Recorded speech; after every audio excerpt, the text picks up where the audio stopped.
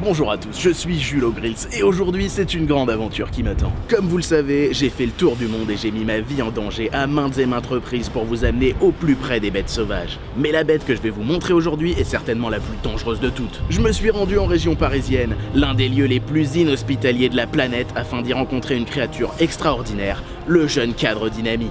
Pour retrouver ce curieux animal, j'ai décidé de suivre la trace de son mode de déplacement favori, la trottinette électrique. Oh, ne serait-ce pas une trottinette que je vois là-bas ? Il est magnifique. Bon, moi je vous laisse, je vais le poursuivre et j'en profiterai peut-être pour boire ma pisse vu qu'apparemment je fais ça dans tous les épisodes. Eh, reviens là!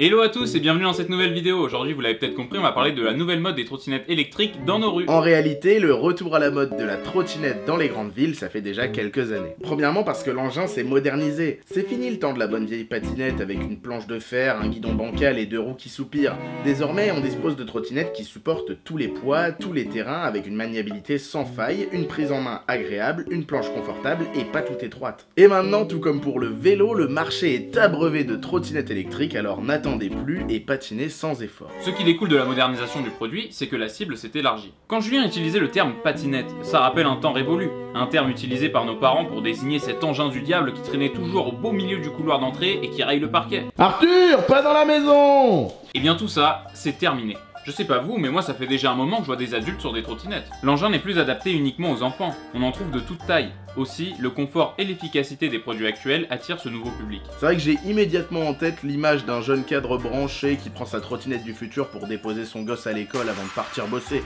sans oublier son petit sac en bandoulière avec son Macintosh et son porte-vue. La trottinette est également moins encombrante qu'un vélo.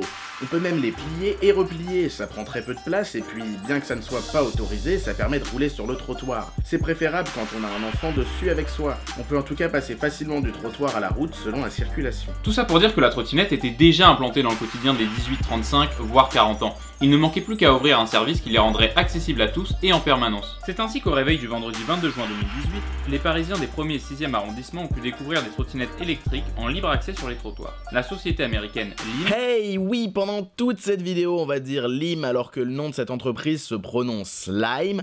On aurait pu s'en douter puisque leur logo c'est un citron vert et que les citrons verts en anglais ça se dit lime.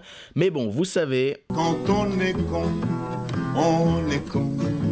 La société américaine Lim a lancé son opération, dans la même lignée que les vélos et scooters sans bornes qui avaient précédé les trottinettes. On nomme ce procédé le free floating, et oui, encore un de ces termes business qui vient de l'anglais. En même temps, le mot business, c'est anglais. Le free floating, c'est le principe qui consiste à mettre à la disposition du public un moyen de locomotion sans passer par des stations dédiées. Jusqu'à présent, les systèmes de VLS, à l'image des Vélib parisiens, s'appuyaient en effet sur des réseaux de stations fixes, où l'utilisateur prend et dépose son deux roues. Avec le free floating, plus besoin de bornes.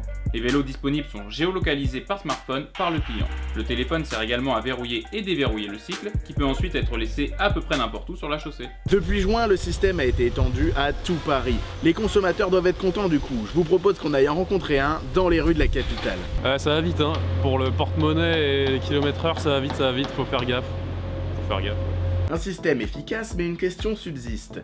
Quelle a été la communication autour de ce projet? En dehors d'un ou deux articles de presse, on n'a rien vu. Aucune communication de grande ampleur, pas de publicité. Alors on s'interroge, comment cette application a fait parler d'elle? Est-ce que c'est le simple bouche à oreille? Tout d'abord, les Parisiens se sont retrouvés nez à nez avec le produit dans la rue. C'est une forme de street marketing quand on y pense. Ensuite, ils connaissaient le principe de l'application et du free floating grâce aux applis similaires pour vélo.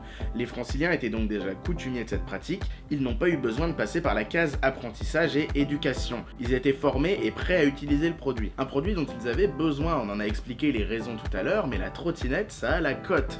Lisons ensemble les propos du directeur général de Lim France. Nous nous sommes rendus compte que les trottinettes étaient 10 fois plus demandées par les utilisateurs. Il y a un véritable engouement pour les trottinettes qui sont beaucoup plus ludiques et beaucoup plus pratiques que n'importe quel autre mode de transport. À partir de là, on sait que c'est bien le bouche à oreille qui a permis l'expansion du projet. On dirait que chaque fois que les entreprises arrivent à bien cerner un besoin des consommateurs, ça fait mouche. Ça me rappelle mon prof de techno qui avait conçu la skatinette, une fusion skate-trottinette. Attends, mais j'en avais pas besoin de ça. Moi, la question que je me pose, mon petit Arthur, c'est du coup, est-ce que ces trottinettes supersoniques ont remplacé pour de bon le Vélib? Alors ça tombe bien que tu parles de ça parce que vous allez voir qu'encore une fois, tout s'est parfaitement huilé pour Lim. En effet, Pile la même semaine du lancement de l'opération qu'on nommera Trottinette pour tous, le service Autolib s'est arrêté. Le Vélib, quant à lui, était empêtré dans des problèmes techniques et financiers qui rendaient le service indisponible ou au mieux très instable et aléatoire. Tous ces problèmes d'Autolib et Vélib étaient notamment dus à la dégradation des appareils par les usagers. Vélib, qui rencontre des dysfonctionnements avec ses bornes encore à l'heure où je vous parle en novembre 2018, était donc hors piste. La voie était grande ouverte pour Lim, les seuls concurrents étant les vélos en free floating. Pas pour longtemps néanmoins. On retrouve dans Paris depuis le mois d'août d'autres types de trottinettes électriques comme la start-up américaine Bird ou encore Lyft qui s'est offert les services de DJ Khaled pour sa promo. Un vrai carnaval! Même si pour être honnête, à part le design, on n'aura pas trouvé de réelle différence à toutes ces trottes. Et si on demandait directement à un consommateur lequel de tous ces services il préfère? Vous savez, moi, entre Vélib, Lim, Bird ou toute autre start-up de free floating, je suis très friand de ce concept. Donc je veux vous dire, on entreprend, come on, ça bouge.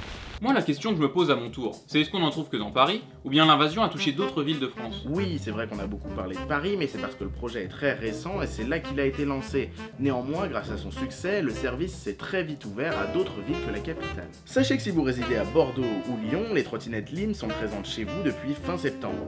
Encore une fois, aucune publicité, même pas un communiqué de l'entreprise.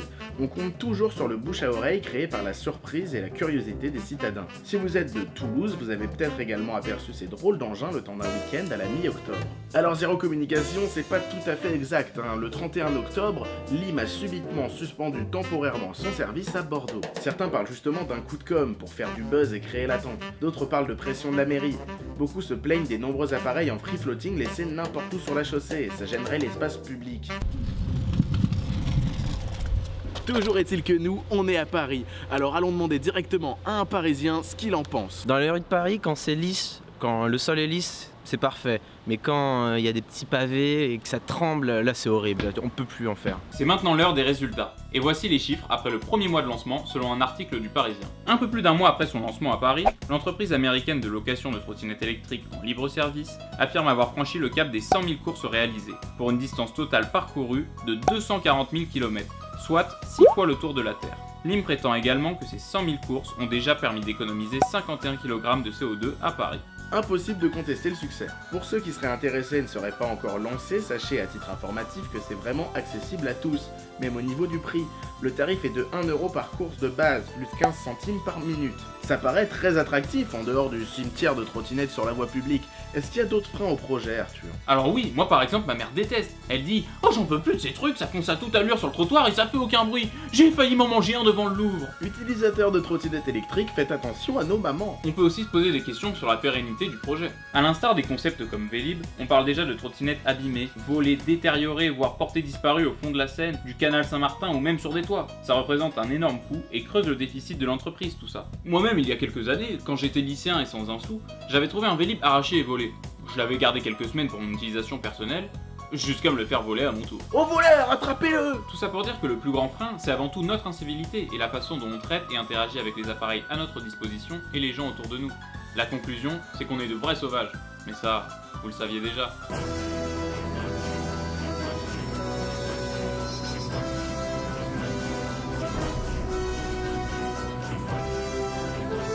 À dans 2 semaines!